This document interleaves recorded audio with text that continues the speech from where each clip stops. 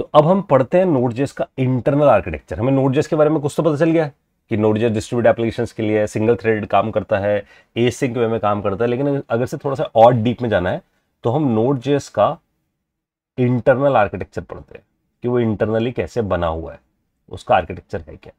हमें नहीं बोलना कि नोड.जेएस V8 इंजन को यूज कर रहा है ना। तो V8 इंजन जो अंडरस्टैंड करता है वो जावास्क्रिप्ट ही अंडरस्टैंड करता है।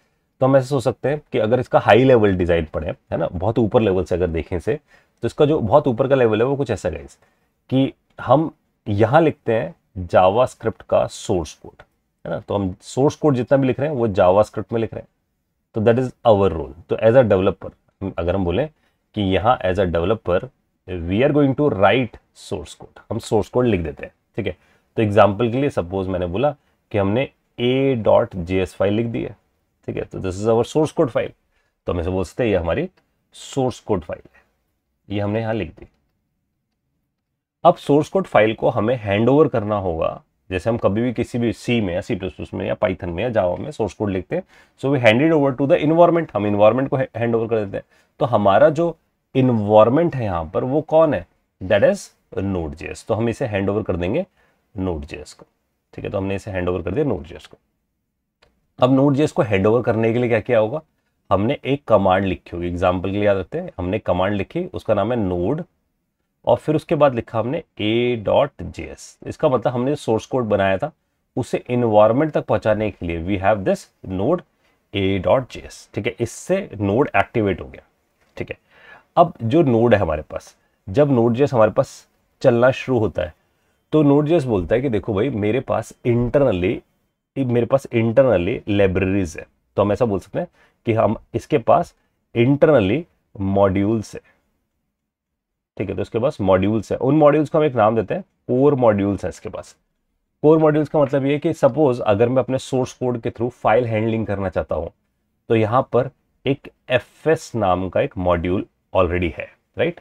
fs is basically for file system. तो इसका मतलब अगर मेरे को फाइल रीड करना है, राइट करना है, कॉपी करना है, डिलीट करना है, डायरेक्टरी बनानी है, डायरेक्टरी डिलीट करनी है, डायरेक्टरी स्ट्रक्चर के अंदर जाना है, ये सारे काम fs करता है। तो इसका मतलब this is a one of the core module, तो हम fs यूज कर सकते हैं।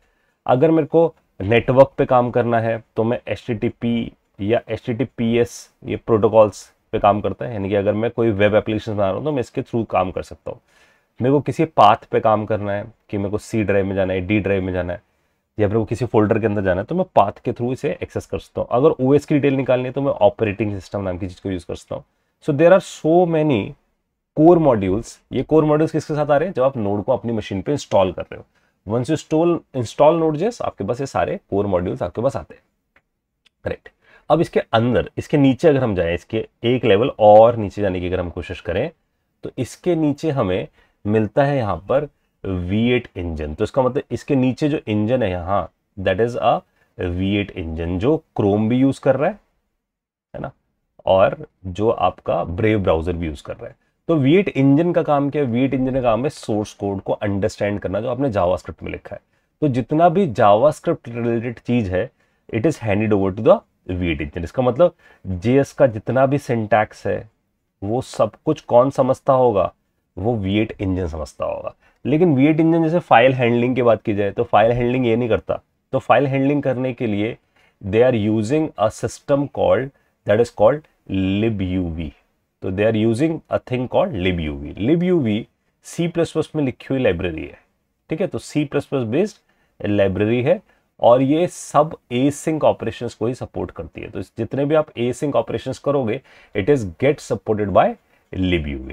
एंड ये प्योरली 100% C++ में लिखी गई है, 100% C++ में लिखी गई है, ठीक है। तो इसका मतलब जितने भी लो लेवल ऑपरेशंस है, तो हम यहां लिख सकते हैं कि जितने भी लो लेवल ऑपरेशंस हैं वो सारे यही परफॉर्म करेगा। जैसे कि फाइल हैंडलिंग करना लो लेवल ऑपरेशन है।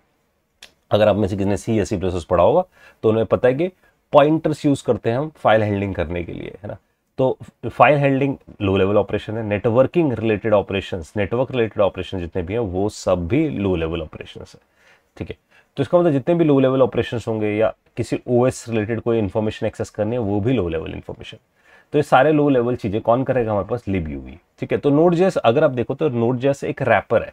तो Node.js के पास ये जितनी लाइब्रेरीज हम देख पा रहे हैं, these all are called wrapper libraries. So these all are wrapper libraries. ठीक है, इनका मतलब ये है कि इसके अंदर रैप्ड किया गया बहुत सारा कोड। ठीक है, जो इंटरनल libUV से बात करता है, तो जितना भी इंटरनल libUV से बात हो रहा है, that is through this wrapper libraries. That's why it's a wrapper library. तो हम ऐसा बोलते हैं कि ये wrapper library basically high level चीजें हैं जो internally low level task perform करके आ रही है, यानी कि libUV से बात करके आ रही है। तो हमें ये भी समझ आया कि Node.js के नीचे C++ की लेयर बैठी हुई है जो ये सारे काम करके आ रही है। ठीक है, तो इस तरीके से इसे बिल्ड किया गया। जबकि जब हम V8 इंजन की बात करते हैं, तो जो V8 इंजन इंटरनल लिखा गया उसमें 30% वो JS को समझता है, यानी कि 30% उसके जो कोड है वो JS बेस्ड है, लेकिन 70% वो भी नीचे C++ ही लिख के बैठा हुआ है। ठीक है, तो इसलिए हमें समझ आता है कि Node.js का जो इंटरनल आर्किटेक्चर बैठा हुआ है वो इस तरीके से बिल्ड हुआ है। अब हम इसे चेक भी कर सकते हैं कि क्या इंटरनली ऐसा ही हुआ है सब कुछ। तो अगर हमें इसे चेक करना है तो उसके लिए बेस्ट प्लेस है हमारे पास जाने के लिए, दैट इज हम यहां पहुंचते हैं। यहां से देयर इज, हम सर्च कर सकते हैं GitHub, और GitHub पे if I am looking for the thing called GitHub/Node.js, तो हम यहां से Node.js है ना, सो इट इज Node.js। तो अगर मैं यहां से GitHub Node.js पे चला जाता हूं, तो we are right now on this Node.js। यहां पर रिपोजिटरी भी आते हैं, तो यहां पर आप देख पा रहे हो कि there is a thing called node. तो हमें यहां पर नोड दिख रहा है। ठीक है, तो ये पहुंच गया हम नोड पे।